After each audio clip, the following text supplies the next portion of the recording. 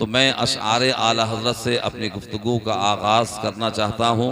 ये माह रबीउल अव्वल शरीफ है, माह नूर शरीफ है, सरकार की आमद का महीना है, सरकार की जलवागरी का महीना है। आप पूरी दुनिया में जहाँ सरकार के उशाक रहते हैं, सरकार के ग़ुलाम रहते हैं और सरकार से मोहब्बत करने वाले अशख़ास व अफराद रहते हैं, तो वहाँ जब आप नज़र डालेंगे, देखेंगे उस बस्ती या गांव या शहर में या घरों में, तो आपको वहाँ चरागा नज़र आएगा। अभी हम मदरसा फलाह मिल्लत में नमाज इशा अदा करने के लिए गए। कारी मोहम्मद नईम साहब जो कि मेरे बड़े करीबी दोस्त हैं, उन्होंने जो है मुसल्ला पेश किया, नमाज अदा की, तो कुर्ब जवार में देखा तो चरागा था। इसलिए कि जो नबी का सच्चा आशिक होता है वो अपने नबी की आमद की खुशी ज़रूर मनाता है। और सरकार आला हज़रत ने तो पूरा एक कसीदा नूर ही पेश फरमा दिया। लिखते हैं कि सुबह तैबा में हुई बढ़ता है बाड़ा नूर का। अगर कोई बात समझ में आ जाए तो आप सुभान अल्लाह अल्हम्दुलिल्लाह ज़रूर कहते रहें और बिल्कुल हाजिर दिमागी के साथ आप मेरी गुफ्तगू को समाअत करें और अपने दिल के निहा खाने में उसे आप बसाने की कोशिश करें और अमल करने की भी कोशिश करें। डॉक्टर इकबाल ने कहा था, अमल से ज़िंदगी बनती है, जन्नत भी जहन्नम भी, ये खाकी अपनी फितरत में न नूरी है न नारी है। सुबह तैबा में हुई बढ़ता है बाड़ा नूर का। बोलें सुभान अल्लाह। जुलूस निकाला होगा, नारे लगाए होंगे और जश्न मनाया होगा, मना भी रहे हैं, आइंदा भी इंशाल्लाह मनाते रहेंगे। सुबह तैबा में हुई बढ़ता है बाड़ा नूर का और सदका लेने नूर का आया है तारा नूर का। और नारियों का दौर था, दिल जल रहा था नूर का। नारियों का दौर था, दिल जल रहा था नूर का। तुमको देखा हो गया ठंडा कलेजा नूर का। तुमको देखा हो गया ठंडा कलेजा नूर का। और मैं गदा तू बादशाह भर दे प्याला नूर का। मैं गदा तू बादशाह भर दे प्याला नूर का। नूर दिन दूना तेरा दे डाल सदका नूर का। नूर दिन दूना तेरा दे डाल सदका नूर का। और या रसूल अल्लाह तेरी नस्ले पाक में है बच्चा बच्चा नूर का। और तू है ऐने नूर तेरा सब घराना नूर का। तू है ऐने नूर तेरा सब घराना नूर का। मुझे थोड़ी सी गुफ्तगू नूर पर करनी है, आमद रसूल पर करनी है। और थोड़ी सी गुफ्तगू बाद में जिस मकसद से, जिस मुनासिबत से, जिस निस्बत से ये जलसा सजाया गया है और मुहिब्बे अली भाई ने अपने आका की मोहब्बत में डूब करके इस इजलास को कायम किया है, इसे मुनक्किद किया है, मैं उसके ताल्लुक से अर्ज करूंगा। एक मरतबा मोहब्बत से बोलें सुभान अल्लाह। हजरात, आपने मुख्तलिफ अनावीन पर तकारीर समाअत कर ली हैं और आपने मुख्तलिफ तरीक़ों से आपने गुफ्तगू भी समाअत की, निज़ामत भी समाअत की और आपने नाते नबी कौनैन सल्लल्लाहु ताला अलैहि वसल्लम भी समाअत की। आपने हमदे बारी ताला को भी समाअत किया, आपने मनक़बत को भी समाअत किया। लेकिन आज मुझे जो गुफ्तगू करनी है आका की आमद, आका के नूर के ताल्लुक से करनी है। हजरात गिरामी, आज हिंदुस्तान में कहा जाता है कि हमारे पूर्वजों के ताल्लुक से, हमारे बुजुर्गों के ताल्लुक से, हमारे आबाओ अजदाद के ताल्लुक से कहा जाता है कि वो सब घंटा बजाने वाले थे, वो सब मंदिर में जाने वाले थे, वो सब पूजा करने वाले थे। लेकिन ऐसा नहीं है। हमारे आबाओ अजदाद तो यानी कलमा पढ़ने वाले थे और यहाँ दीन की तशहीर करने वाले थे, अल्लाह की तौहीद का परचम बुलंद करने वाले थे। बस मैं ये बताना चाहूँगा कि कब से यहाँ हिंदुस्तान में और इस दुनिया में मुसलमान आए हैं अज़ीज़ान मिल्लत इस्लामिया, अल्लाह तबारक व तआला ने अपने नाइबे मुतलक को इस दुनिया में इस खाकदाने गेती में भेजा। तो वो आने वाला सिर्फ यानी खाकी नहीं था, वो आने वाला सिर्फ आबी नहीं था, वो आने वाला आतिशी नहीं था, वो आने वाला हवाई नहीं था, बल्कि वो आने वाला सरापा नूर ही नूर था।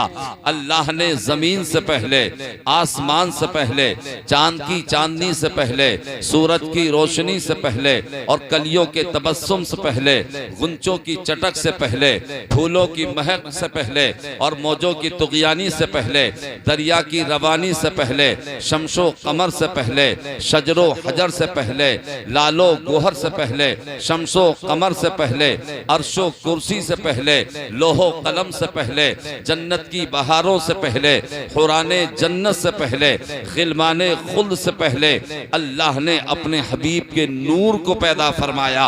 अब सवाल ये जहन में पैदा होता है कि अल्लाह ने सबसे पहले अपने हबीब के नूर को क्यों पैदा फरमाया? तो आप जानते हैं कि अगर कोई जमील होता है, अगर कोई हसीन होता है, तो उसके हुस्न का तकाजा होता है कि मुझे कोई देखे।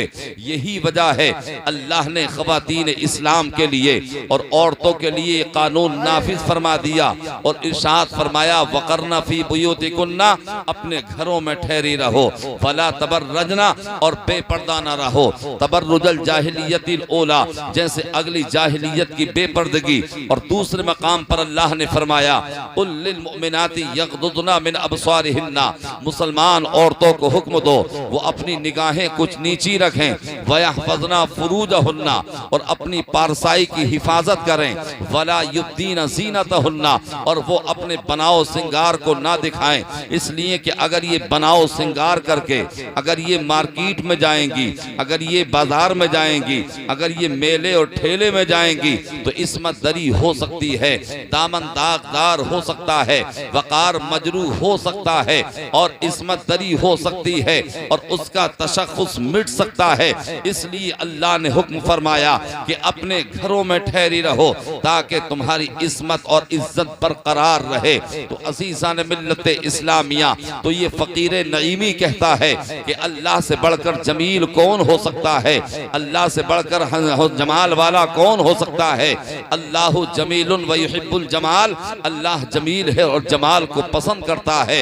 हज़रत जाबिर नबी की बारगाह में अर्ज करते हैं या रसूल अल्लाह, अल्लाह ने सबसे पहले किस चीज़ को पैदा फरमाया? तो नबी ये कौनो मकान इरशाद फरमाया या जाबिर इन्नल्लाह खलक़ नूर नबी का क़ब्ल अशिया, ए जाबिर अल्लाह ने सबसे पहले तेरे नबी के नूर को पैदा फरमाया। तो जब पूरी कायनात से पहले अल्लाह ने अपने हबीब के नूर को पैदा फरमाया, तो फिर ये नूर मुहम्मदी रखा कहाँ? जमीन नहीं थी कि जमीन पे रखा जाता, आसमान नहीं था कि आसमान पे रखा जाता, चांदो सूरज नहीं थे कि वहां रखा जाता, और जो है जन्नत की बहारें नहीं थी कि वहां रखा जाता, जन्नत के महल्लात नहीं थे कि वहां रखा जाता। तो फिर परवरदिगार आलम ने नूरे मुहम्मदी को रखा कहाँ? तो दो जुमलों में सुन लो, अल्लाह ने अपने हबीब के नूर को अपने पास में रखा, यानी अपने कुर्बे खास में रखा। तो अब सवाल ये पैदा होता है कि परवरदिगार आलम ने सबसे पहले अपने हबीब के नूर को पैदा फरमाया। तो हजरात गिरामी, जब परवरदिगार आलम ने अपने हबीब के नूर को पैदा फरमाया, तो उस नूर मुहम्मदी को अपने कुर्बे खास में तो रखा, लेकिन जब उसे बेहिजाब करना चाहा, जब बेपर्दा करना चाहा, तो अल्लाह ने कौनैन की तख्लीक फरमाई, कायनात की तख्लीक फरमाई। अब जहन में फिर ये सवाल पैदा होता है कि अगर मेरा परवरदिगार तो कादिर मुतलक था, अगर वो चाहता तो जमीन को अपने हबीब के नूर से पहले पैदा फरमा सकता था, अगर वो चाहता तो आसमान को अपने हबीब के नूर से पहले पैदा फरमा सकता था, अगर वो चाहता तो हवाओं को अपने हबीब के नूर से पहले पैदा फरमा सकता था, अगर वो चाहता तो दरियाओं को अपने हबीब के नूर से पहले पैदा फरमा सकता था। मगर परवरदिगार आलम ने जमीन से पहले, आसमान से पहले, हवाओं से पहले, दरियाओं से पहले अपने हबीब के नूर को पैदा फरमा करके ये बता दिया और जाहिरो बाहिरो क्लियर कर दिया और ये बता दिया कि ए जमीन सुन ले, तेरा मेरे हबीब पर कोई एहसान नहीं है। ए आसमान सुन ले, मेरे हबीब पर तेरा कोई एहसान नहीं है। ए हवाओं सुन लो, तुम्हारा मेरे महबूब पर कोई एहसान नहीं है। तो जहन में ये बात पैदा होती है कि ए परवरदिगार आलम, तू तो कादिर मुतलक था, अगर तू चाहता तो कायनात से पहले अपने हबीब के नूर को पैदा फरमा सकता था, अपने हबीब के नूर से पहले पैदा फरमा सकता था, मगर तूने कायनात से पहले अपने हबीब के नूर को क्यों पैदा फरमाया? तो रब की रहमत जवाब देती है कि मैंने इसलिए पैदा फरमाया कि हो सकता था आने वाले जमाने में ये जमीन मेरे महबूब से आंखें मिलाती, अर्ज करती या रसूल अल्लाह, अगर मैं नहीं होती तो आप कदम कहाँ रखते? हो सकता था आसमान आंखें मिलाता, अर्ज करता या रसूल अल्लाह, अगर मैं नहीं होता तो आप शामियाने में किसके रहते? और हो सकता था ये हवाएं कहती या रसूल अल्लाह, अगर हम नहीं होते तो आप सांस कैसे लेते? हो सकता था ये पानी कहता या रसूल अल्लाह, अगर हम नहीं होते तो आप पानी कैसे पीते? अपनी तशनगी को, अपनी प्यास को कैसे बुझाते? तो मैंने जमीन से पहले, आसमान से पहले, हवाओं से पहले, पूरी कायनात से पहले पैदा फरमा करके ये बता दिया कि मेरे महबूब पर किसी का एहसान न रहे, बल्कि पूरी कायनात पर मेरे हबीब का एहसान रहे। और रहमते तमाम ये कह करके गुजर जाए कि मोहम्मद नबूदे कस नबूदे, नबूदे हर दो आलम रा वजूदे, मोहम्मद न होते तो कुछ भी न होता, वो जो न थे तो कुछ न था, वो जो न हो तो कुछ न हो, जान है वो जहान की, जान है तो जहान है। क्या बात, नारे तकबीर, नारे रिसालत, मसलके आला हजरत फैजाने हुजूर मुफ्ती आजम हिंद मौलाना जाकिर हुसैन नईमी मुरादाबादी, नारे तकबीर। तो अल्लाह तबारक व तआला ने सबसे पहले अपने हबीब के नूर को पैदा फरमाया। तो अल्लाह तबारक व तआला ने जब हिजाब करना चाहा तो कायनात की तख्लीक फरमाई। फिर जन्नत में हजरत आदम अलैहिस्सलाम के पुतले को तैयार किया गया, उन पुतले के अंदर रूह को डाल दिया गया। जब हजरत आदम अलैहिस्सलाम के अंदर यानी पुतले के अंदर रूह को डाल दिया गया तो फिर अल्लाह तबारक व तआला ने हुक्म फरमाया उस जुदूल आदम कि तुम आदम को सजदा करो। सबके सब सजदे में चले जाते हैं सिवाय इब्लीस के। अब अल्लाह तबारक व तआला ने यानी जन्नत से जमीन पर हजरत आदम अलैहिस्सलाम को भेजा।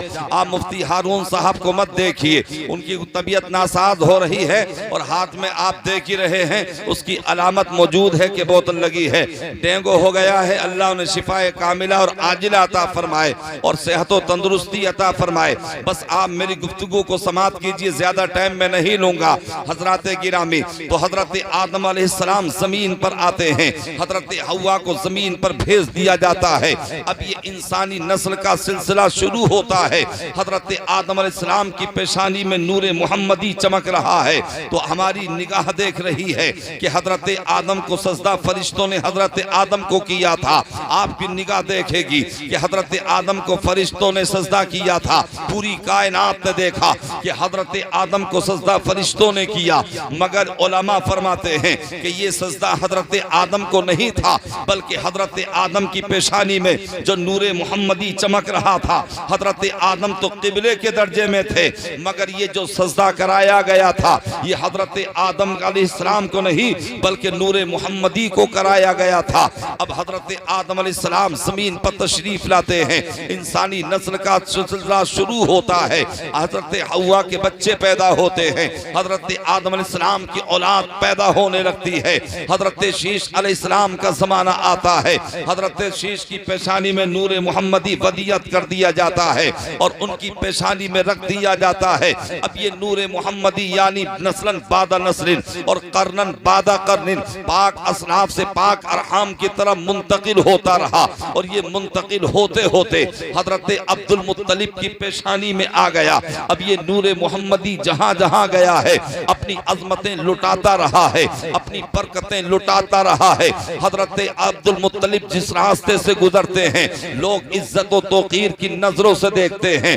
लोगों ने काबे का मुतवल्ली भी तस्लीम कर लिया है। हजरत अब्दुल मुत्तलिब रास्ते से गुजरते हैं तो औरतें निकाह करने की ख्वाहिशमंद होती हैं, पैगाम निकाह दिया जाता है। अब हजरत अब्दुल मुत्तलिब की शादी हजरत फातिमा से हो जाती है। हजरत अब्दुल मुत्तलिब के दौर में अबरहा खाने काबा को जिसका तवाफ मुहब्बे अली साहब करने के लिए जा रहे हैं, उसी खाने काबा को मिसमार करने के लिए, उसी खाने काबा को मुनहदिम करने के लिए, उसी खाने काबा को ढाने के लिए अबरहा एक लश्कर जर्रार लेकर के आया था और फिर लश्कर जर्रार लेकर के आया और हाथियों को साथ में लाया था और उसे मिसमार करने के लिए आया था। मगर अल्लाह तबारक व तआला ने नूरे मुहम्मदी के सदक़े में यानी उसके लश्कर को तबाह बर्बाद कर दिया और अल्लाह ने खाने काबा की हिफाजत फरमाई और नूरे मुहम्मदी के सदक़े में खाने काबा को महफूज कर दिया गया। अब फिर ये नूरे मुहम्मदी हजरत अब्दुल्ला की पेशानी में आता है। जैसे ही हजरत अब्दुल्ला की पेशानी में आया, पूरी दुनिया में ये बात मुश्तहर हो जाती है, पूरी दुनिया में ये बात फैल जाती है कि नूरे मुहम्मदी हजरत अब्दुल्ला की पेशानी में आ चुका है।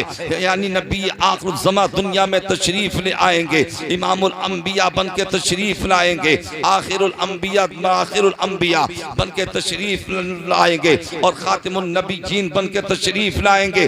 जैसे ही ये खबर मुश्तहर होती है, ये खबर ईरान में पहुंची है, ये खबर मुल्क शाम में पहुंची है, ये खबर मुल्क यमन में पहुंची है, तो मुल्क यमन में और दीगर मुल्कों में जब ये खबर पहुंची थी तो इंजील के आलिमों ने कहा था, तौरात के आलिमों ने कहा था, ज़बूर के आलिमों ने कहा था, ए यहूदियों सुन लो, नूरे मुहम्मदी अपने बाप की पेशानी में आ चुका है। अगर तुमने उसे कत्ल नहीं किया अब्दुल्लाह को तो तुम्हारे दीन ई मूसवी का क्या होगा, तुम्हारे मजहब नसरानियत का क्या होगा, तुम्हारे मजहब ईसाइयत का क्या होगा, तुम्हारे मजहब नसरानियत का क्या होगा। अगर तुमने मोहम्मद के वालिद अब्दुल्लाह को कत्ल नहीं किया तो तुम्हारे दीन को मंसूब कर दिया जाएगा। पूरी दुनिया में एक ही किताब होगी जिसे कलामुल्लाह कहा जाएगा, पूरी दुनिया में एक ही कलमा होगा जिसे कलमा शहादत कहा जाएगा, पूरी दुनिया में एक ही किबला होगा जिसे काबा कहा जाता है, पूरी दुनिया का एक ही नबी होगा जिसे इमामुल अंबिया नबी आखिर ज़मा बनकर के जो तशरीफ लाएंगे जिनका नाम मोहम्मद अरबी होगा। अगर तुम ये चाहते हो कि तुम्हारा मजहब नसरानियत भी सलामत रहे, तुम्हारा मजहब यहूदियत भी सलामत रहे, तुम्हारा मजहब ईसाइयत भी सलामत रहे, तो तुम अब्दुल्लाह को कत्ल कर दो। न रहेगा बांस, न बजेगी बांसुरी, न अब्दुल्लाह रहेंगे, न मोहम्मद दुनिया में तशरीफ लाएंगे।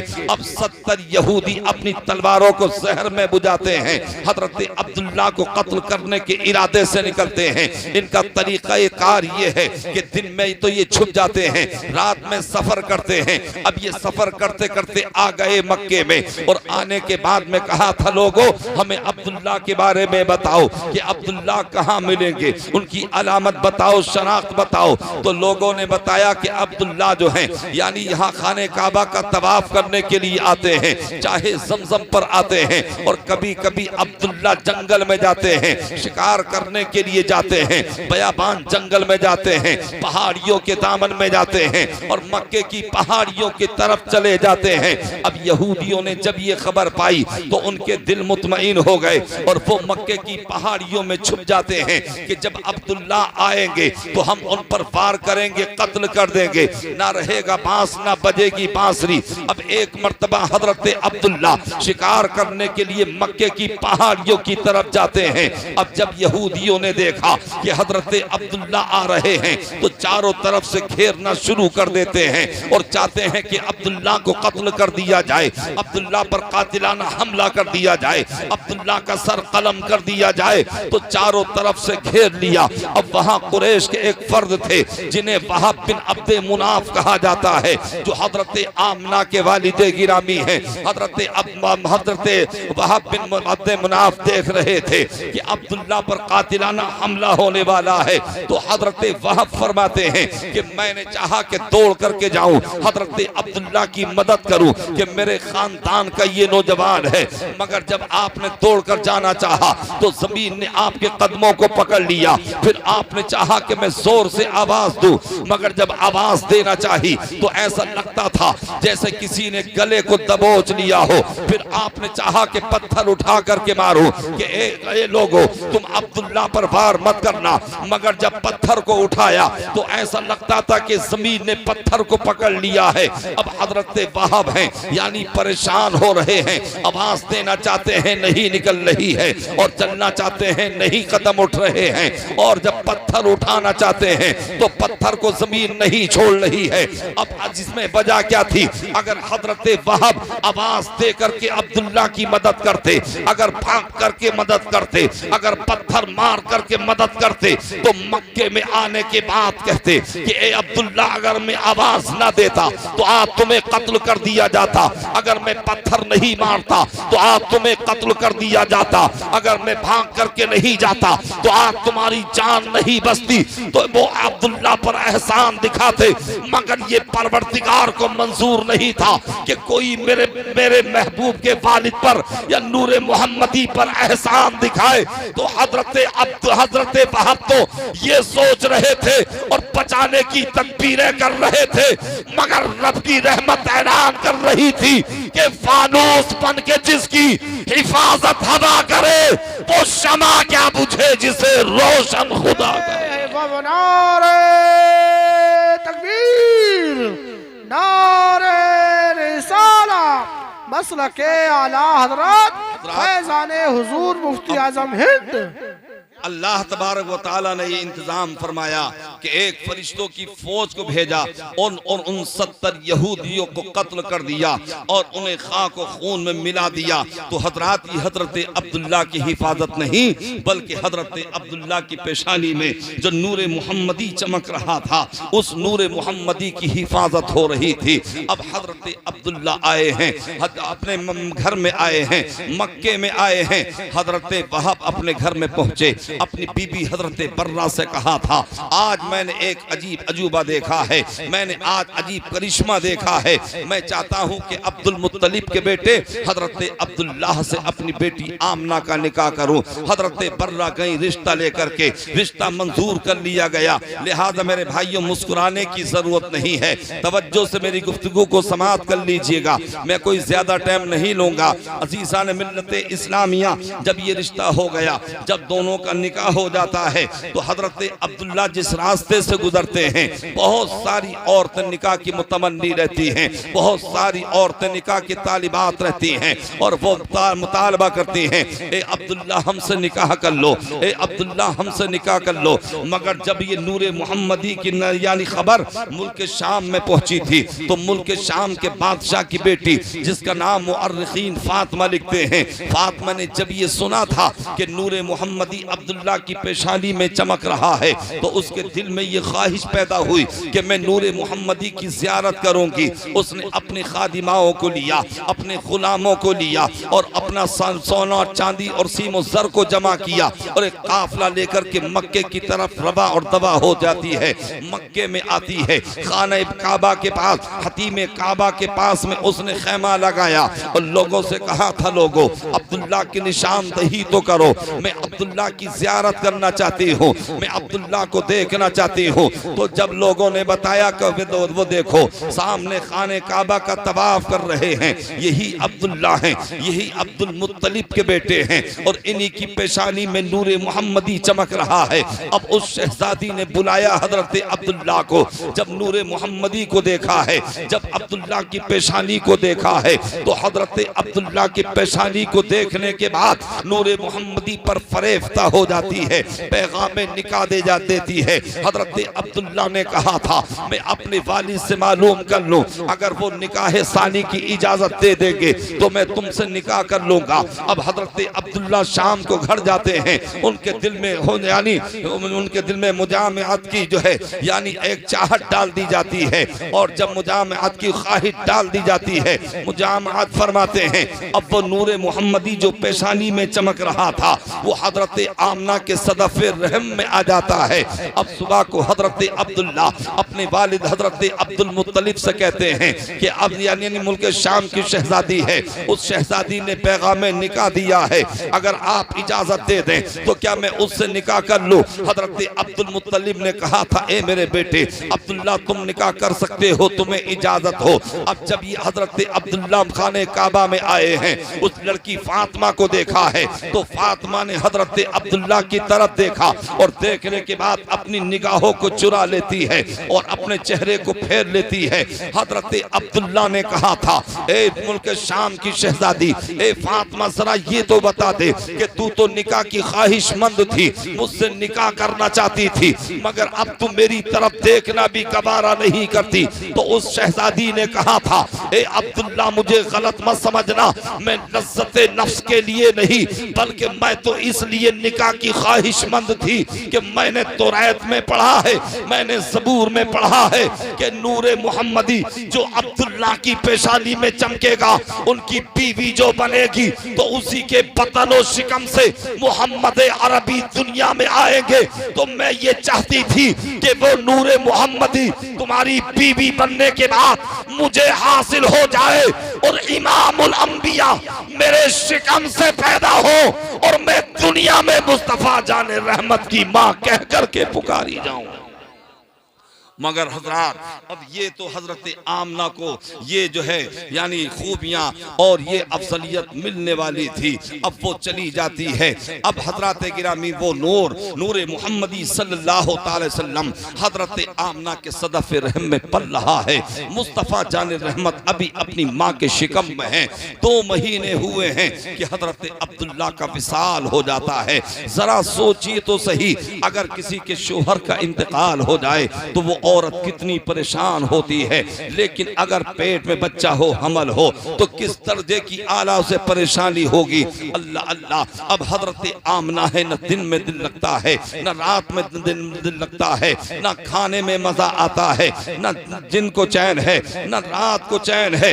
हजरत अब्दुल्ला की याद हर वक्त सताती है। अजीज़ान मिल्लत इस्लामिया, अब कुछ महीने और आगे बढ़ते हैं। हजरत अब्दुल मुत्तलिब जब खाने काबा का तवाफ करने के लिए गए तो लोगों ने शिकायत की थी कि ए अब्दुल मुत्तलिब, हमने सुना है, हमारी औरतों ने बताया है कि तुम्हारे बेटे की बीवी आमना अपने शोहर का सोग नहीं मनाती हैं, क्या वो अपने शोहर का गम नहीं करती हैं? वो कौन सी ऐसी खुशबू लगाती हैं कि जो कि महकती रहती हैं, दरो दीवार महकते हैं। तो हजरत अब्दुल मुत्तलिब आए, आने के बाद अपनी बीवी हजरत फातिमा से कहा था, ए फातिमा जरा अपनी बहू हजरत आमना से पूछो, क्या ये अपने शोहर का गम नहीं करती हैं? क्या ये अपने शोहर का सोग नहीं मनाती हैं? ये खुशबू क्यों इस्तेमाल करती हैं? तो हजरत फातिमा ने कहा था, 3 दिन पहले मुझसे भी औरतों ने कहा था, मैंने भी यही सवाल करना चाहा था, तो आमना की पेशानी से नूर निकला और मेरी पेशानी से टकराया था, तो मैं गश खा करके जमीन पर आ गई थी। अब मेरे अंदर सकत नहीं है, अब मेरे अंदर जुर्रत नहीं है, अब मेरे अंदर हिम्मत नहीं है जो कि मैं आमना से सवाल कर सकूं। तो हजरत अब्दुल मुत्तलिब ने हजरत आमना से कहा था, ए मेरी बेटी आमना जरा ये बता दे कि तेरे शोहर का इंतकाल हो चुका है और तू बेवा हो चुकी है, मगर तुम अपने शोहर का गम नहीं मनाती हो, क्या तुम अपने शोहर का सोग नहीं करती हो? हजरत आमना की आंखों में आंसू आ गए और आपके पलक भीग जाते हैं और भर्राई आवाज में कहा था, ए वालिद गिरामी, आप कैसी बातें कर रहे हैं? जब से हजरत अब्दुल्ला का विसाल हुआ है, ना तो रात में सुकून मिलता है, ना दिन में सुकून मिलता है, ना दिन को खाना अच्छा लगता है, ना रात को खाना अच्छा लगता है। रात को अख्तर शुमारी करके मैं रात को गुजारती हूँ। मैं जब से मेरे शोहर का इंतकाल हुआ है, मैं तड़पती रहती हूँ, मचलती रहती हूँ। तो हजरत अब्दुल मुत्तलिब ने कहा था, जब तुम सोग भी नहीं मनाती हो, अपने शोहर का गम भी करती हो, तो फिर तुम खुशबू कैसी लगाती हो, कौन सी खुशबू इस्तेमाल करती हो? तो हजरत अब्दुल मुत्तलिब से हजरत आमना ने कहा था कि आप मेरी खुशबू की बात कर रहे हैं। इतने में हजरत अब्दुल मुत्तलिब की बीवी हजरत फातिमा मिट्टी लेकर के आती हैं और कहती हैं, अभी 2 दिन अभी थोड़ी देर पहले हजरत आमना का इस पर हाथ लगा है, देखो ये मिट्टी महक रही है। जब तकिए को देखा तो वो महक रहा था, जब बिस्तर को देखा तो वो महक रहा था, जब दरो दीवार को देखा तो वो महक रहा था। हजरत आमना ने कहा था। आप मुझसे महक की बात करते हैं, जब मैं पानी भरने के लिए कुएं पर जाती हूँ तो पानी मेरे कद के बराबर आ जाता है। मेरी और औरतें बहनें कहती हैं, ए बहन जाना मत, यानी तुम जब तक खड़ी रहोगी पानी तुम्हारे फैल कम में, तुम्हारे खैर मकदम में, तुम्हारे कद के बराबर आ जाता है, हम भी इससे पानी भर लेंगी। तो ए वालिदे गिरामी अब्दुल मुत्तलिब सुनिए, फिर वो औरतें पानी भरती है। जब मैं अपने घर को आती हूँ तो अगर पत्थर पड़ते रहे रास्ते में तो पत्थर सलाम करते नजर आते हैं, अगर जानवर मिलते हैं तो वो भी मुझे सलाम करते नजर आते हैं, अगर दरख्त मिलते हैं तो वो भी मुझे सलाम करते हैं। मैं जिस रास्ते से गुजर जाती हूँ वो रास्ते महकते नजर आते हैं। इसमें मेरा कमाल नहीं बल्कि मेरे शिकम में जो मेरा बेटा मोहम्मद पल रहा है, ये मेरे बेटे मोहम्मद का कमाल है। इसीलिए आला हजरत फरमाते हैं कि उनकी महक ने दिल के गुंचे खिला दिए हैं, जिस राह चल दिए हैं कूचे बसा दिए। नारे तकबीर, नारे रिसालत, मसलके आला हजरत हुजूर फैजान मुफ्ती आजम हिंद, इश्क मोहब्बत, इश्क मोहब्बत, नारे हैदरी। बड़ी उजलत और सुरत के साथ अपनी गुफ्तगू को आगे बढ़ा रहा हूँ। अब आका करीम सल्लल्लाहु अलैहि वसल्लम इस दुनिया में तशरीफ लाते हैं। हम भी पैदा हुए, आप भी पैदा हुए, सुबह क़यामत तक लोग पैदा होते रहेंगे, मगर जो लोग मुस्तफ़ा से आंखें मिलाते हैं, जो लोग मुस्तफ़ा से हमसरी का दावा करते हैं, जो लोग मुस्तफ़ा की तनकीस करते हैं, जो मुस्तफ़ा की तौहीन करते नजर आते हैं या मुस्तफ़ा की बराबरी करते नजर आते हैं। आज आप यहूदियों को देखें, आप नसरानियों को देखें, आप किसी भी मुहक्किक या रिसर्च करने वाले से कहें कि आप जरा ये बताइए, आप बहुत बड़े साइंसदां हैं, मगर आप ये बताइए कि आप रोते हुए पैदा हुए थे या आप मुस्कुराते हुए पैदा हुए थे। हज़रात, आप में से भी कोई ये दावा नहीं कर सकता, पूरे सरकड़े में कोई ये नहीं कह सकता, पूरे जिला मुरादाबाद में ये दावा नहीं कर सकता कि जब मैं पैदा हुआ था तो मुस्कुराता हुआ पैदा हुआ था। इसलिए कि दुनिया का उसूल ये है कि जब बच्चा पैदा होता है तो बच्चा रोते हुए पैदा होता है। अगर बच्चा नहीं रोता है तो माँ रोने लगती है, बाप रोने लगता है, चचा रोने लगते हैं, खानदान वाले रोने लगते हैं, यानी बच्चा रो करके अपनी जिंदगी का ऐलान करता है।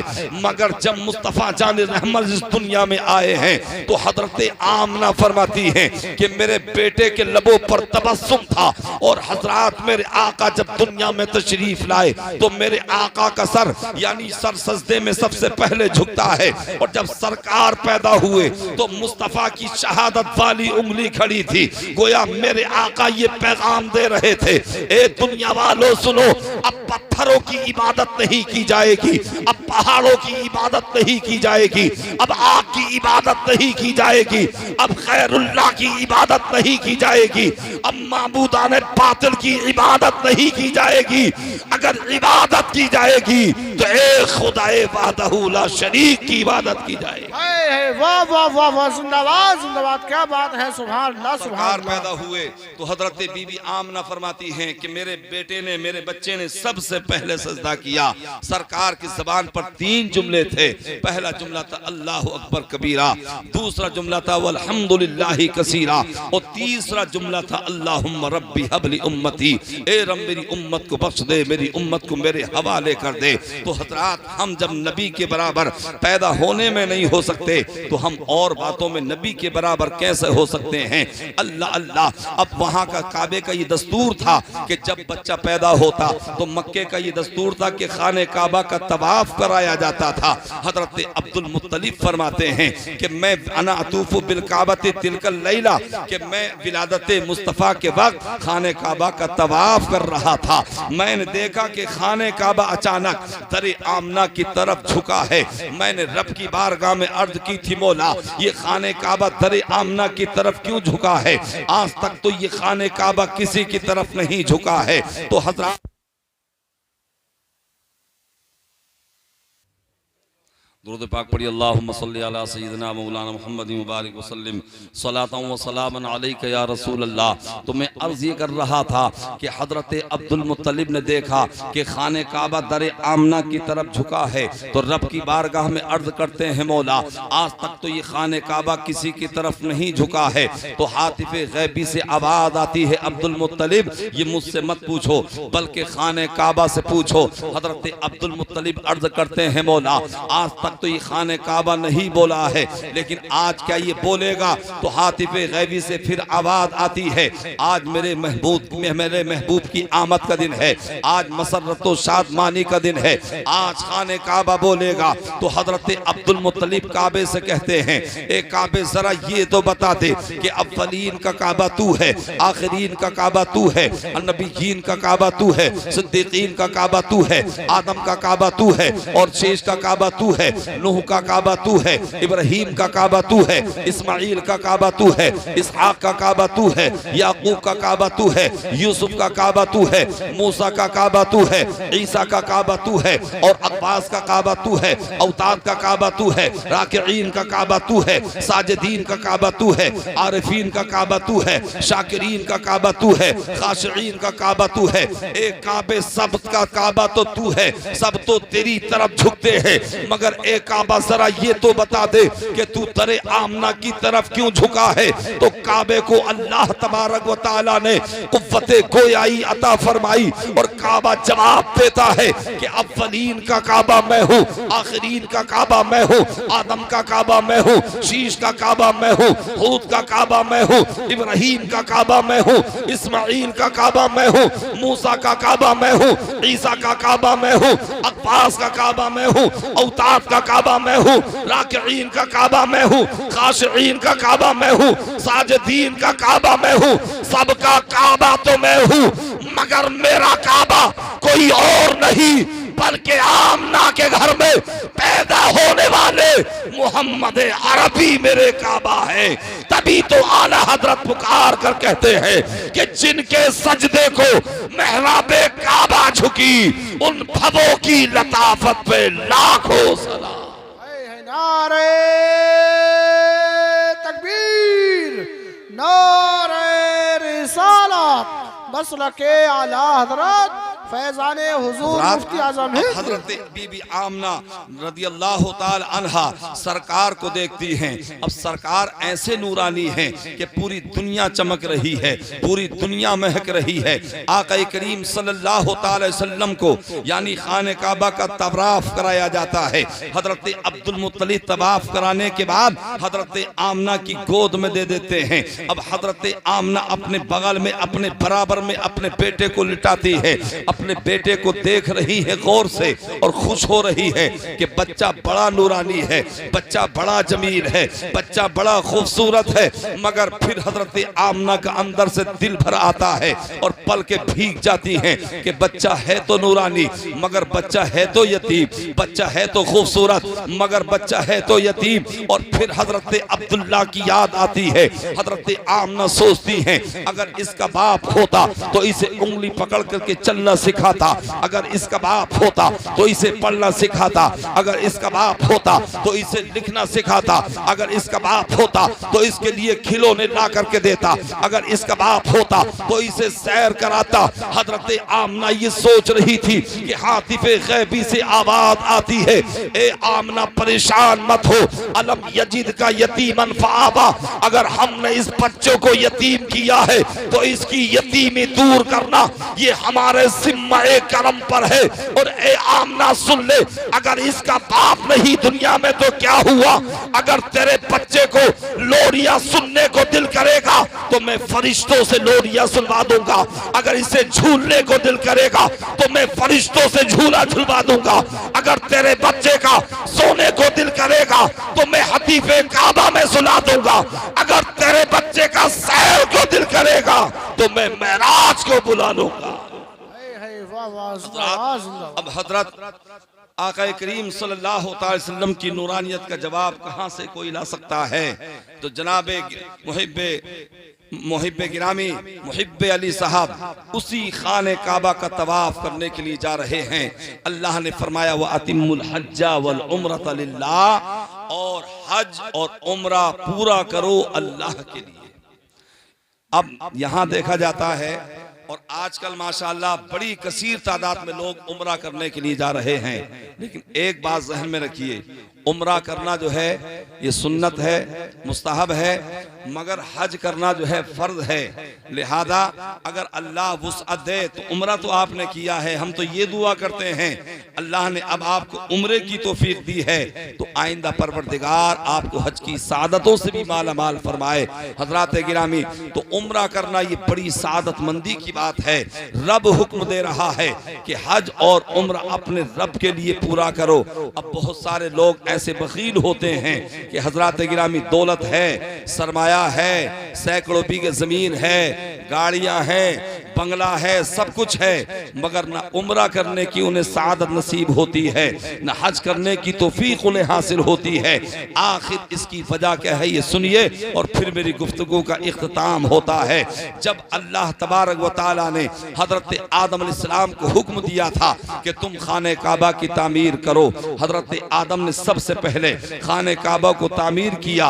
अब दौर आया हजरत नूह अलैहिस्सलाम का, तो जब तूफान नूह आया था तो मुख्तलिफ रिवायात हैं कि उस इमारत को आसमान पर उठा लिया गया। अलगरज हजरत गिरामी, तो हजरत नूह यानी हजरत नूह अलैहिस्सलाम के तूफान नूह के बाद में खाने काबा की बुनियादें जो हैं वहां नजर नहीं आती थी और वहां जंगल ही जंगल था। हजरत हाजरा हजरत इस्माइल को हजरत इब्राहीम अलैहिस्सलाम वहां छोड़ करके आए। जब हजरत इस्माइल वहां जवान हो गए और लोगों की आबादियां वहां शुरू हो गई तो अल्लाह तबारक व तआला ने हुक्म दिया था कि मिस्र की सरजमीन को छोड़ो, फिलिस्तीन की सरजमीन को छोड़ो और आपको खाने काबा की तामीर करना है। अब हजरत इब्राहीम अलैहिस्सलाम सफर तवील करके आप मक्का मुअज्जमा पहुंचते हैं। लोगों की अच्छी खासी आबादी है। हुक्म होता है अल्लाह तबारक व तआला का कि तुम खाने काबा की तामीर करो। अब हजरत इस्माइल और हजरत इब्राहीम अलैहिस्सलाम खाने काबा की तामीर कर रहे हैं। रब की बारगाह में अर्ज करते हैं मौला हमें खाने काबा की तामीर कहाँ करना है। तो एक रिवायत तो ये है कि जिब्रील अमी आए और उन्होंने अपने पर को मारा और खाने काबा की बुनियाद जो है जाहिर हो गई। दूसरी रिवायत ये है कि आसमान का टुकड़ा आया और उसने साया वहां तक कर लिया जहां के खाने काबा की बुनियादें छुपी हुई थी। फिर वो जाहिर हुई तो हजरत इब्राहीम अलैहिस्सलाम और हजरत इस्माइल अलैहिस्सलाम खाने काबा की तामीर कर रहे हैं। आज तुम भी मस्जिद को बनवाते हो, पूरी दुनिया के मुसलमान मस्जिदों को बनवाते हैं, मगर जब हमारे यहाँ मस्जिदें तामीर होती हैं तो हम मजदूरों से काम कराते हैं, मिस्त्रियों से काम कराते हैं। मगर ये अल्लाह के खलील हजरत इब्राहीम हैं कि जो बेटा मजदूर का काम कर रहा है, बाप मिस्त्री का काम कर रहा है। हजरत इस्माइल अलैहिस्सलाम गारा लेकर के आते हैं, पत्थर उठा करके लाते हैं। बाप मेमार का काम कर रहा है, बाप मिस्त्री का काम कर रहा है। और वो मकाम इब्राहीम जिसके ताल्लुक से अल्लाह ने फरमाया वत्तखिज़ू मिन मकाम इब्राहीम मुसल्ला, यानी उस मकाम को अपने मुसल्ले की जगह बनाओ। और वहां जब जाते हैं उम्रा करने के लिए या हज करने के लिए तो 2 रकात नमाज नफल अदा करते हैं। मैं मुहिब्बे अली साहिब तुमसे भी कहूंगा कि जब तुम जाओ तो उस मकाम इब्राहीम पर 2 रकात नमाज पढ़ना। जो 2 रकात नमाज नफल अदा करने के बाद जब तुम दुआ मांगो तो जहां अपने लिए दुआ मांगो, अपने बच्चों के लिए दुआ मांगो, तो मुझ फकीर के लिए भी दुआ मांगना, अपनी बस्ती वालों के लिए भी दुआ मांगना, आलम इस्लाम के मुसलमानों के लिए दुआ मांगना। इसलिए कि मकाम इब्राहीम पर जो दुआ मांगी जाती है मकाम इब्राहीम के सदक़े में अल्लाह कबूल फरमाता है। तो वो मकाम इब्राहीम हजरत उसके अंदर अल्लाह ने ये सिफत और खूबी रखी कि अगर बुलंद होना होता तो हजरत इब्राहीम अलैहिस्सलाम को जब बुलंद होना होता तो ये मकाम इब्राहीम बुलंद हो जाता था, और अगर नीचे आना होता तो ये मकाम इब्राहीम एक पत्थर है नीचे आ जाता। आज अगर 2 या 3 मंजिल बनानी होती है तो लिफ्ट की जरूरत पड़ती है, एक जो है अच्छी खासी पहाड़ की जरूरत पड़ती है। मगर अल्लाह तबारक व तआला ने मकाम इब्राहीम के अंदर वो खुसूसियत पैदा फरमाई फरमाती कि ये बुलंद भी हो जाता था, ये नीचे भी आ जाता था, पस्त भी हो जाता था।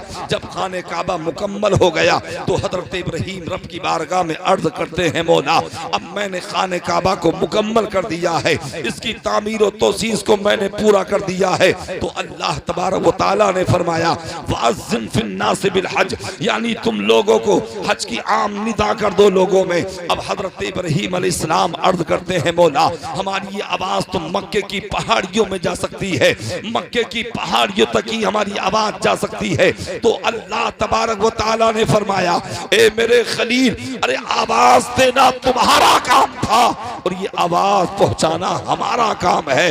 हजरत इब्राहीम अलैहिस्सलाम मौक़े अबू कुबैस पर खड़े होते हैं और लोगों को आवाज देते हैं, ए लोगों खाने काबा का तवाफ करने के लिए आओ, ए लोगों हज करने के लिए आओ, ए लोगों उम्रा करने के लिए आओ, ए लोगों यहाँ इबादत करने के लिए आओ, ए लोगों इसकी ज़ियारत करने के लिए आओ, ए लोगों यहाँ अल्लाह की इबादत करने के लिए आओ। तो अल्लाह तबारक व तआला ने इसका ये इंतजाम फरमाया कि हजरत इब्राहीम ने कोहे अबू कुबैस पर खड़े होकर के आवाज दी थी, मगर मुअर्रिखीन लिखते हैं कि अल्लाह तबारक व तआला ने इस आवाज को पूरी दुनिया में फैला दिया था, यहाँ तक कि जो आलम अरवाह में थे उन्होंने भी सुन लिया था, जो अपने पापों की पुश्तों में थे उन्होंने भी सुन लिया था, जो अपनी माओ के पेट में थे उन्होंने भी सुन लिया था, और जिसने जितनी मर्तबा लब्बैक कह दिया वो इतनी मर्तबा हज या उम्रा जरूर करे। तो आज नारे रिसालत मसलके आला हजरत फैजाने हुजूर मुफ्ती आजम हिंद, नारे तकबीर। तो अब आप देखिए आपके कस्बा सरकड़ा में भी ऐसे लोग मिल जाएंगे और बस्तियों में मिल जाएंगे, शहरों में मिल जाएंगे कि दौलत तो है, सरमाया तो है, इस्तात तो है, मगर मर गए यूं ही न हज कर सके न उम्रा कर सके। और एक वो गरीब आदमी जो मजदूरी कर कर के अपने खून और पसीने की कमाई का एक एक सिक्का जमा करता रहा, मगर उसने हज भी कर लिया और उसने उम्रा भी कर लिया। तो इसकी वजह क्या है कि अमीर नहीं कर पाता है, गरीब कर लेता है। अच्छा कोई एक मर्तबा उम्रा करता है, एक मर्तबा हज करता है, कोई 2 मर्तबा करता है, कोई 3 मर्तबा करता है, और बहुत सारे तो आपके इलाके में ऐसे भी हैं जो हर साल हज करते हैं हजरत गिरामी। तो अब इसकी वजह क्या है? इसकी वजह यह है कि जब हजरत इब्राहीम अलैहिस्सलाम ने आवाज दी थी तो जिसकी रूह ने जितनी मर्तबा लब्बैक कह दिया था इतनी मर्तबा वो हज या उम्रा जरूर करेगा, और जिसकी रूह खामोश रही थी दौलत कितनी भी उसके पास हो उसे उम्रा करने की या हज करने की सादत नसीब ना हो सकेगी। तो लिहाजा मैं अर्ज ये करूंगा, आप बड़ी मुबारक जगह जा रहे हैं जो कि पूरी दुनिया के मुसलमान ये तमन्ना करते रहते हैं, दिखा दे या इलाही वो मदीना कैसी बस्ती है जहां पर रात दिन मौला तेरी रहमत बरसती है। ये हाजरी बड़ी किस्मत से होती है, जिसे चाहा अपना बना लिया, जिसे चाहा दर पे बुला लिया। ये बड़े करम के हैं फैसले, ये बड़े नसीब की बात है। तो बड़े खुश नसीब हो तुम, बड़ी खुश नसीब है तुम्हारी सोजा जो कि तुम उम्रा करने के लिए जा रहे हो। तुम उन मकामात की ज़ियारत भी करना और उस जंगे बद्र को भी देखना, उस जंगे ओहद को भी देखना कि जिसमें नबी के सगे चचा हजरत अमीर हमजा ने इस दीन के तहफ्फुज के लिए अपने कलेजे को चबाया था, अपने कलेजे को निकलवाया था, और आपने अपनी जान को जाने आफरी के सुपुर्द कर दिया था। जब आप उम्रा हज कर यानी मक्के में पहुंचेंगे, जब आप खाने काबा पर यानी उलमा फरमाते हैं कि जब हाजी या उम्रा करने वाले की पहली नजर जब खाने काबा पर पड़ती है पहली नजर तो उसकी वो दुआ कबूल होती है। अब हजरात एक दुआ तो जरूर कबूल होती है, तो उलमा इसका तरीका ये बताते हैं कि जब खाने काबा पर पहली नजर पड़े उसका तरीका ये बताया जाता है कि जब आप खाने काबा के करीब पहुंचे तो अपनी निगाहों को झुकाएं, अपनी निगाहों को झुका करके चले। और जब ये लगे कि खाने काबा बिल्कुल करीब आ चुका है, तो फिर जब तुम्हारी पहली नजर पड़ेगी या जिसकी पहली नजर खाने काबा पर पड़ती है, अल्लाह उस नजर के पढ़ने के सदके में और जियारत करने के सदके में जो भी आदमी उस वक्त में दुआ मांगता है, अल्लाह उस दुआ को कबूल फरमाता है। तो बस ये दुआ कर लेना, यानी तुम्हारी पहली नजर जब पड़ेगी तो अल्लाह तुम्हारी दुआ को कबूल फरमाएगा। बस ये एक दुआ कबूल कर कह लेना और अब रब की बारगाह में कर लेना कि ए परवरदिगार आलम, मैं तेरी बारगाह में जो भी जायज दुआ करूं उसे कबूल कर लेना। अगर एक दुआ कबूल हो गई तो हर दुआ कबूल होती रहेगी। और उम्रा करने के बाद फिर उस तरफ भी आपकी हाजिरी होगी जिसे मदीने तैयबा कहा जाता है, जिसकी बहारों को सलाम, गुंबदे खजरा के नजारों को सलाम, गुंबदे खजरा के मीनारों को सलाम। वो रियाजुल जन्ना जिसके बारे में मेरे आका ने फरमाया, माँ बैना बैती व मिंबरी रौज़तम मिन रियाजुल जन्ना, मेरे घर और मेरे मिंबर के दरमियान की जगह जो है ये जन्नत की क्यारियों में से एक क्यारी है। जब तुम वहां जाओगे, सुनहरी जालियों को छूने की कोशिश करोगे, चूमने की कोशिश करोगे, तो वहां का मुतव्वा दाढ़ी वाला कहेगा ये शिर्क है, हराम हराम, शिर्क शिर्क की ललकार, यानी ललकार करके कहेगा ये शिर्क है, ये हराम है। मगर तुम अपने आका की मोहब्बत में अपने आका की सुनहरी जालियों को चूमने की कोशिश करना, और अगर मौका ना मिले तो अपने नबी के दरबार के सामने खड़े होकर के अपने दिल की अथा गहराइयों से वही मशहूर जमाना सलाम पढ़ना, मुस्तफा जाने रहमत पे लाखों सलाम, शम्मे बज़्म हिदायत पे लाखों सलाम। तो सऊदी हुकूमत के मुताबिक या वहां के सिपाही तुम्हारी ज़बान पर तो कंट्रोल कर सकते हैं या तुम्हारे हाथ पर तो कंट्रोल कर सकते हैं, मगर दुनिया की कोई ताकत ऐसी नहीं है जो मुस्तफा के गुलाम पर कंट्रोल कर सके। हजरात, ये तो दिल की बात होती है, ये तो मोहब्बत की बात होती है। जब मिस्र के लोग जाते हैं, जब तुर्की के लोग जाते हैं, जब पाकिस्तान के लोग जाते हैं, तो वो टकरा जाते हैं। अभी मैं एक दिन फेसबुक पर देख रहा था, यानी 12 रबीउल अव्वल शरीफ को वहां कैसी मस्ती के साथ में सलाम पढ़ा जा रहा था। मुस्तफा जाने रहमत पे लाखों सलाम, शम्मे बज़्म हिदायत पे लाखों सलाम, और नबी की बारगाह में जाकर के रोना, अर्ज करना और अपने गुनाहों की माफी चाहना, और नबी को यानी सिफारिशी बना के, नबी को वसीला बना के अपने रब की बारगाह में दुआ करना। तो अल्लाह दुआओं को कबूल फरमाने वाला है, गुनाहों को मुआफ फरमाने वाला है। और वहां भी रियाजुल जन्ना में नमाज पढ़ने की मोहलत मिलती है, मौका फराहम होता है, वहां धक्का मुक्की का माहौल होता है और लोग चाहते हैं कि इसमें हम ही नमाज पढ़ें, लिहाजा तुम भी अभी सेहतमंद हो, रियाजुल जन्ना में जाकर के नमाज पढ़ना और फिर वहां दुआ करना, अल्लाह तुम्हारी दुआ को कबूल फरमाएगा। अजीज़ान मिल्लत इस्लामिया, वो दरबारे मुस्तफ़ा है, वो दरबारे रसूल है कि जब जब आशिक़े मुस्तफ़ा वहां गया है तो मुस्तफ़ा की ज़ियारत भी नसीब हुई है, मुस्तफ़ा के जलवे भी उसे हासिल हुए हैं, मुस्तफ़ा की कुर्बत भी उसे मिली है। सरकार आला हजरत भी गए थे, जाने के बाद दिल में तमन्ना ये थी, अर्ज किया था या रसूल अल्लाह अपना रुखे ज़ेबा दिखाइए, अपनी ज़ियारत कराइए, मगर अभी सरकार की ज़ियारत नसीब नहीं होती है। फिर जो है सरकार आला हजरत ये कलाम लिखते हैं, कोई क्यों पूछे तेरी बात रज़ा, तुझसे कितने हजार फिरते हैं। जब मुस्तफ़ा को प्यार आया और मेरे आका ने ज़ियारत कराई तो फिर सरकार आला हजरत बरजस्ता पुकार उठे कि तू जिंदा है वल्ला, तू जिंदा है वल्ला, मेरे चश्मे आलम से छुप जाने वाले। अल्लाह तबारक व तआला ये सआदत हर आदमी को नसीब फरमाए। और हमें कोशिश करनी चाहिए, जैसे कि नमाज फ़र्ज है, रोज़ा फ़र्ज है, ज़कात फ़र्ज है, तो इसी तरीके से मालदार आदमी पर हज फ़र्ज है। मगर हिंदुस्तान में ये बहुत बड़ी बीमारी है, लोग ये कहते हैं अभी तो कई हज हमारे घर में ही है, लड़की की शादी कर लें, लड़के की शादी कर लें, और सरकार फरमाते हैं हज्जू तस्तगनु, कि तुम हज करोगे तो गनी हो जाओगे। और आज तक पूरे सरकड़े में देख लीजिए, पूरे मुरादाबाद जिले में देख लीजिए, हज करने के बाद अगर कोई अपनी बदामालियों से गरीब हुआ हो तो होगा, वरना हज करने के बाद आदमी गरीब नहीं होता बल्कि अल्लाह उसे गनी और मालदार बना देता है। इसलिए कि सरकार का फरमान है कि तुम हज करोगे तो अल्लाह तुम्हें मालदार कर देगा, गनी कर देगा। और उस दाता का फरमान है कि है कौले मोहम्मद कौले खुदा, फरमान न बदला जाएगा, बदलेगा ज़माना लाख मगर कुरान न बदला जाएगा। तो हिंदुस्तान में ये बीमारी बहुत चल रही है। सबसे ज्यादा बूढ़े कमजोर बीमार अगर हाजी या उम्रा करने वाले मिलेंगे तो वो इंडिया के ही मिलते हैं। आप सूडान के देखेंगे, मिस्र के देखेंगे तो कड़ियल नौजवान आते हैं। बहुत सारे तो ऐसे भी होते हैं लड़के और लड़कियां कि जिनके महर में जो है हज ही मतलब होता है, या रिश्ता देखते वो देखते हैं कि ये हज किया है लड़की ने या नहीं किया, लड़के ने हज किया या नहीं किया। और हिंदुस्तान के तो बिल्कुल जो है लू के मारे हुए हाजी जाते हैं। जवानी के में तो बहुत कम लोग जाते हैं, वरना जब घर वाले भी ये सोच लेते हैं कि इनकी खांसी से परेशान आ गए, इनके बलगम से परेशान आ गए, इनकी बीमारी से परेशान आ गए, तो आखिर में सोचते लाओ इन्हें हज करने के लिए भेज दो। अगर आ गए तो फबीहा, वरना कोई बात ही नहीं।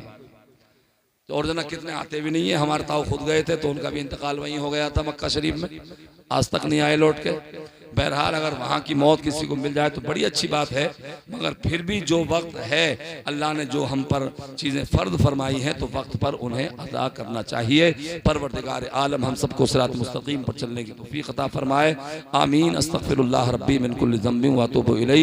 मेरे साथ में कलमा पढ़िए, ला इलाहा इल्लल्लाहु मुहम्मदुर रसूलुल्लाह।